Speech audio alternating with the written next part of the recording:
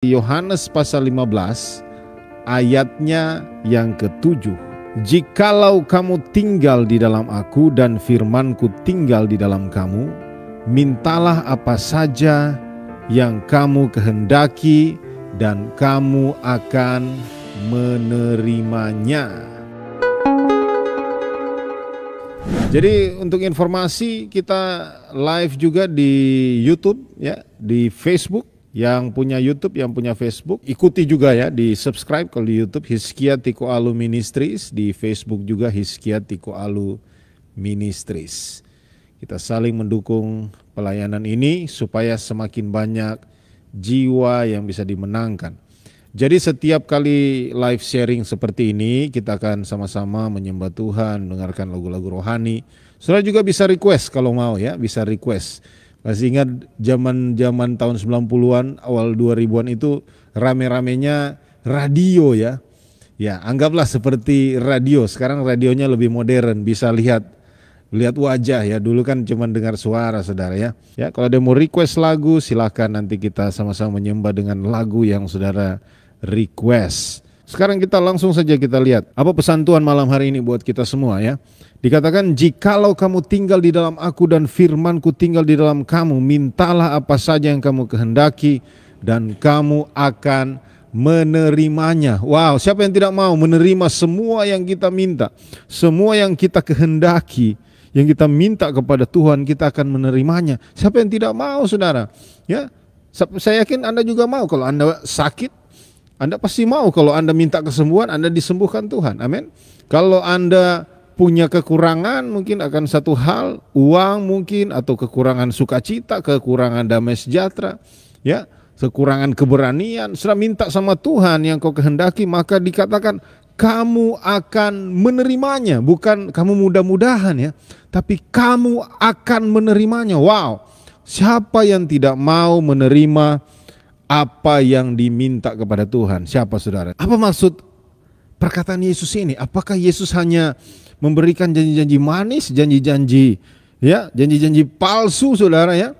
Karena begini, kadang-kadang kita ini orang percaya ya, kita percaya Yesus, kita percaya firman-Nya, tapi kok ini tidak terjadi dalam hidup saya? Mungkin saudara bertanya, Pak Pendeta, ini jangan-jangan cuma janji-janji politik ini ya? Ini Yesus bukan politisi, saudara ya. Kesalahannya di mana kalau misalnya firman ini tidak terrealisasi, tidak terjadi dalam kehidupan kita, Bapak Ibu Saudara? Kesalahannya di mana coba? Yang pasti kalau kita percaya Tuhan kita sempurna, artinya dia tidak mungkin berbuat salah, ya kan? Dia tidak mungkin berbuat salah dalam firman-Nya, dalam perkataannya, dalam janjinya. Kesalahannya di mana, saudara? Kalau kita sudah berdoa, kita sudah meminta, tapi kok janji Tuhan ini kok tidak terjadi ya dalam hidup saya? Coba saudara pikir ya. What happened? Apa yang terjadi sebenarnya di sini? Nah, ini yang saya mau kasih tahu malam hari ini, saudara. Yang terjadi adalah, kesalahannya adalah kita salah paham. Nah, itu dia. Kita salah paham terhadap perkataan Yesus. Kita pikir firman ini sepertinya Yesus itu kayak jin, saudara ya, kayak om jin. Kita gosok-gosok 3 kali itu lampu, lalu kita minta apa saja, mungkin sebutkan 3 permintaan, lalu apapun yang kita minta, tiba-tiba seperti magic, dijawab sama Tuhan. Apakah seperti itu? Apakah seperti itu, saudara? Dengarkan firman Tuhan ini. Yang pertama, Tuhan selalu mau memberkati umatnya. Termasuk jawaban doa itu adalah bagian dari berkat-Nya. Makanya dia senang menjawab semua yang kita minta, yang kita butuhkan. Dia senang untuk mencukupkan, dia senang untuk memberkati kita. Tuhan itu bukan Tuhan yang kikir ya, menahan-nahan berkat-Nya kepada kita. Sering kasih dalam Tuhan, tapi yang harus kita pahami di sini adalah ada syaratnya, saudara. Ada syaratnya. Nah, ini dia.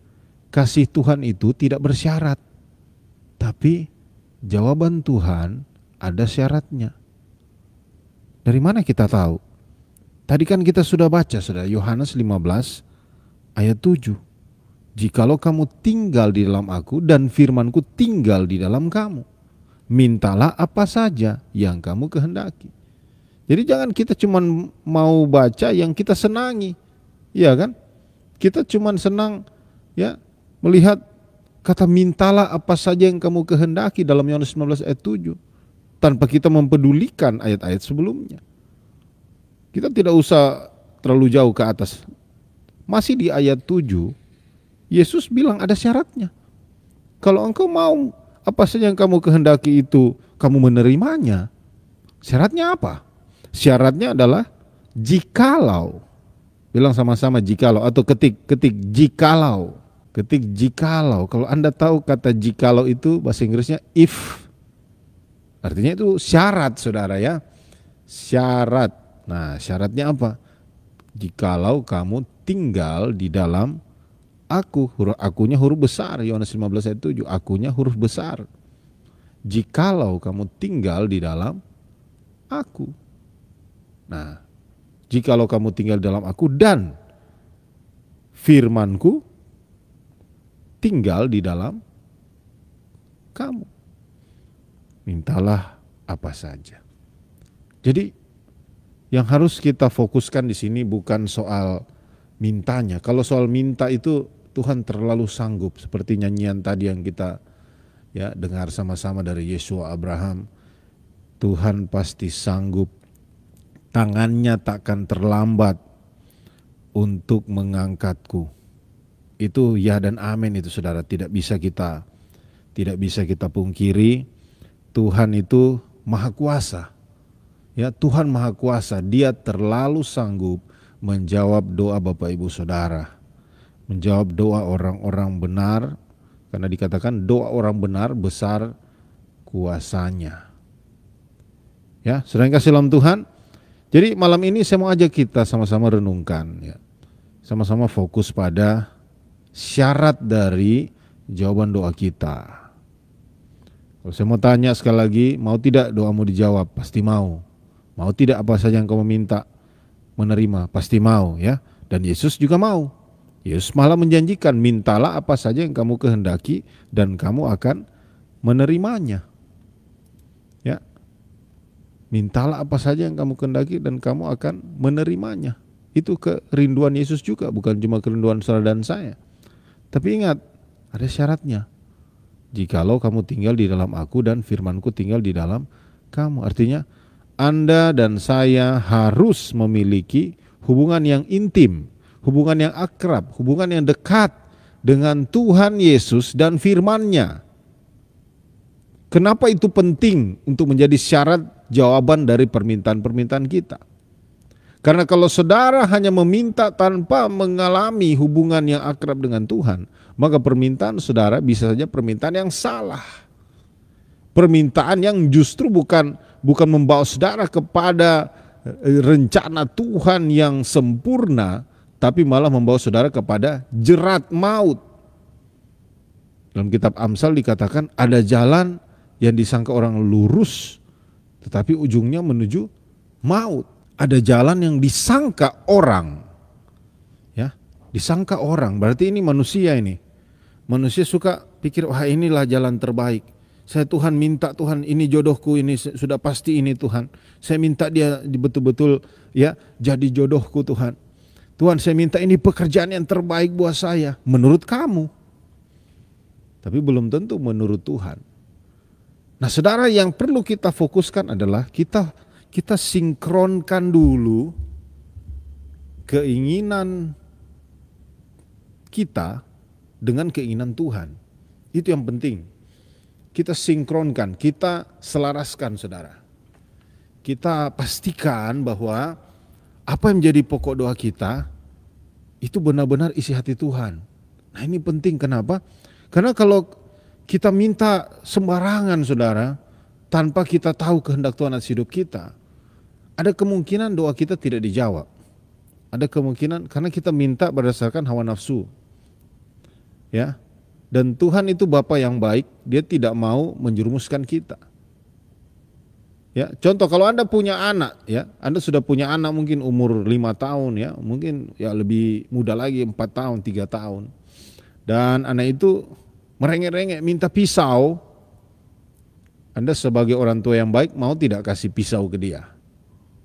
Ya kalau Anda orang tua yang baik ya tidak mungkin lah, ya kan, biar dia mau menangis pun ya minta pisau, pasti Anda tidak mau kasih. Bukan karena Anda jahat, justru karena Anda baik. Karena permintaannya tidak berdasarkan rencana Anda sebagai orang tua yang sempurna, ya kan. Anda kan orang tua itu pasti mau merencanakan hal yang baik untuk anak-anaknya. Nah kalau anaknya minta hal yang bisa mencelakakan, kira-kira Anda mau kasih apa tidak? Ya pasti tidak lah, ya kan. Demikian juga Bapamu yang di sorga.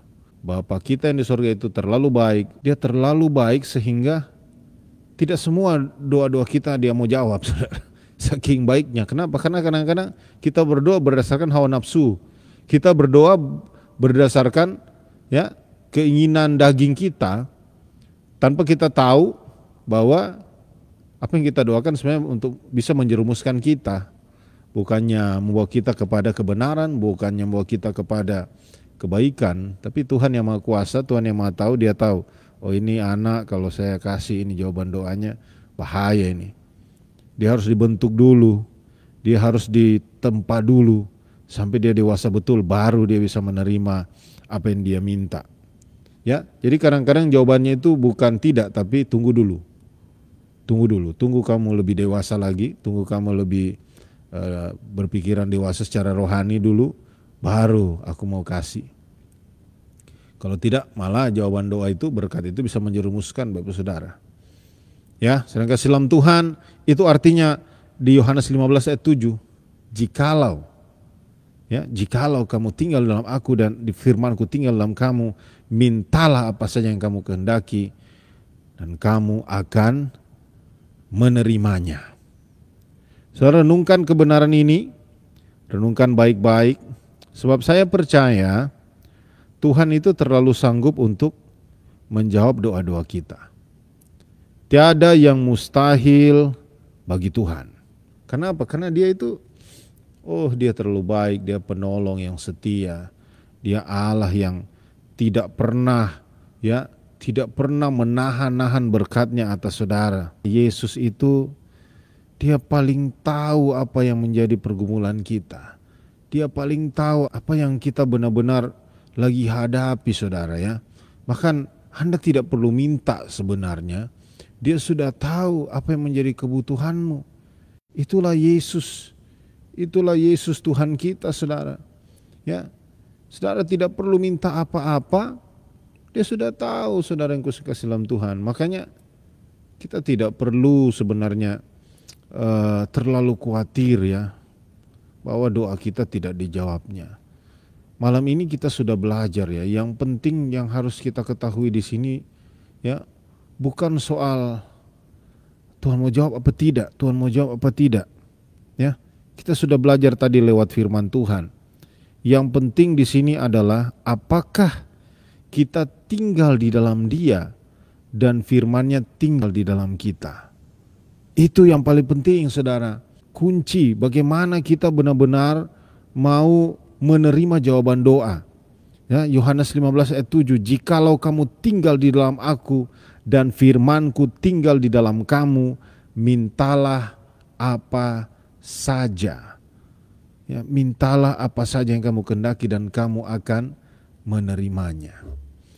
Jadi saudara yang kasih dalam Tuhan, saya mau mendorong, saya memberi semangat. Kalau hari ini Anda masih punya kebutuhan yang Anda doakan, Anda punya iman untuk percaya Yesus bisa menjawab doa-doamu, saya mau katakan Yesus terlalu sanggup. Yesus terlalu sanggup, Yesus itu setia, Dia tidak pernah mengecewakan pengikutnya, orang-orang yang percaya kepada Dia. Tapi Dia mau mendewasakan kita juga dalam proses kehidupan ini. Dia tidak mau terlalu memanjakan kita, ya. Jangan sampai kita jadi anak manja. Ada di dalam Alkitab dikatakan Tuhan itu tidak menjadikan kita seperti anak-anak gampangan, anak-anak manja gitu kan. Ya, spoiled child, anak-anak yang tidak dewasa. Yang Tuhan inginkanlah kita jadi dewasa, saudara. Amin. Tuhan mau kita jadi dewasa, makanya kita diizinkan melalui proses, salah satunya doa kita yang belum mendapatkan jawaban. Itu adalah bentuk proses Tuhan, saudara. Karena yang Tuhan mau kita dewasa, yang Tuhan mau kita tinggal di dalam Dia, dan Ia tinggal di dalam kita. Itu kerinduan Tuhan. Jadi kita tidak bisa menyangkali akan kebenaran ini. Kenapa? Karena ini yang diinginkan Tuhan. Saya ingin bacakan lagi ya ayat-ayat sebelumnya, saudara. Dikatakan akulah pokok anggur yang benar, Yohanes 15 ayat 1. Akulah pokok anggur yang benar dan Bapakulah pengusahanya. Setiap ranting padaku yang tidak berbuah dipotongnya, dan setiap ranting yang berbuah dibersihkannya, supaya ia lebih banyak berbuah. Haleluya. Dia membersihkan kita supaya kita lebih banyak berbuah, bukan supaya kita jadi kering, bukan kita supaya jadi hancur, bukan supaya kita jadi kecewa, tapi justru supaya kita lebih banyak berbuah.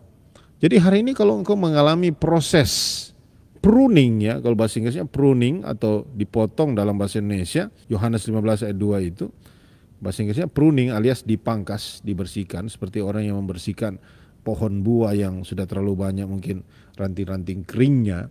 Itu tujuannya bukan untuk membunuh, tetapi untuk membuat justru lebih segar, lebih banyak berbuah. Nah, saudara yang kasih dalam Tuhan, itu kerinduan Tuhan.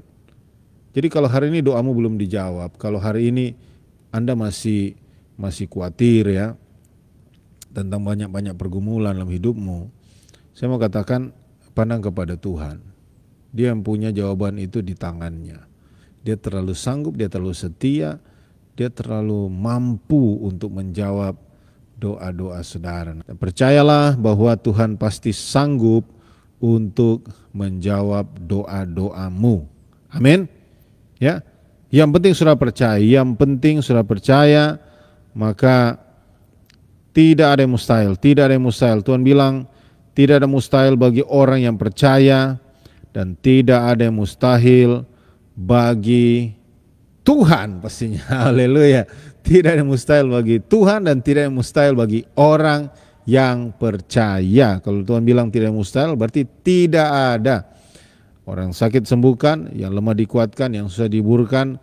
Dalam Alkitab, ya, Yesus membangkitkan orang mati, dan Alkitab berkata Yesus Kristus tetap sama kemarin, hari ini, dan sampai selama-lamanya. Amin. Semua hanya karena kemurahan Tuhan dalam hidup kita, saudara. Semua hanya karena kemurahan Tuhan.